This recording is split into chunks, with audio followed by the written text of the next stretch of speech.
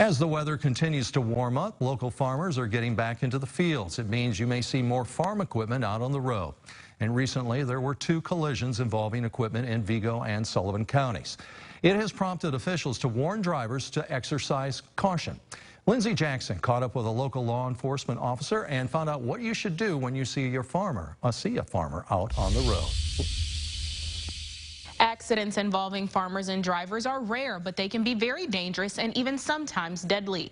Local law enforcement officers tell me it's the responsibility of both the driver and the farmer to make sure everyone can travel safely.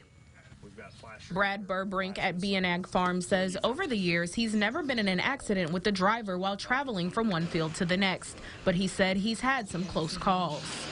It's one of those, you come over a hill or a car, and all of a sudden there's a car flying at you, and you yank the steering wheel and you try to get over to the, but sometimes on those blinding hills or places that are hard to see, it comes quick, and you just thank God sometimes that nothing happened. According to Sergeant Matt Ames, Public Information Officer for Indiana State Police, there are 1,000 accidents per year in the U.S. involving farmers and drivers. He says in most cases, the cause of the accident comes down to 2 factors. Out of those, 75% of those involve someone going to the hospital.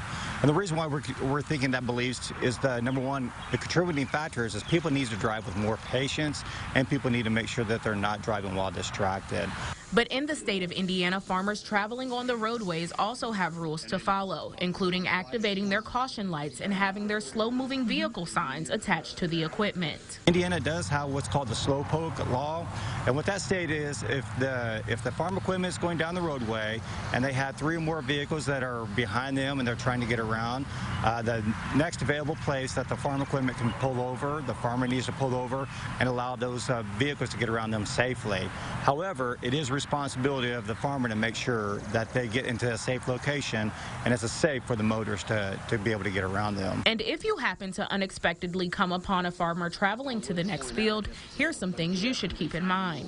When you do see a piece of farm equipment going down the road, immediately start to slow down, start looking for avenues where you can get around that vehicle safely, that's safe for the farmer and that's safe for you as a motorist. And the most important thing is please share the road and drive with patience. Sergeant Ames also says as farmers travel from one field to the next, they should make sure that all of their lights are working properly and free of any debris like dirt and mud.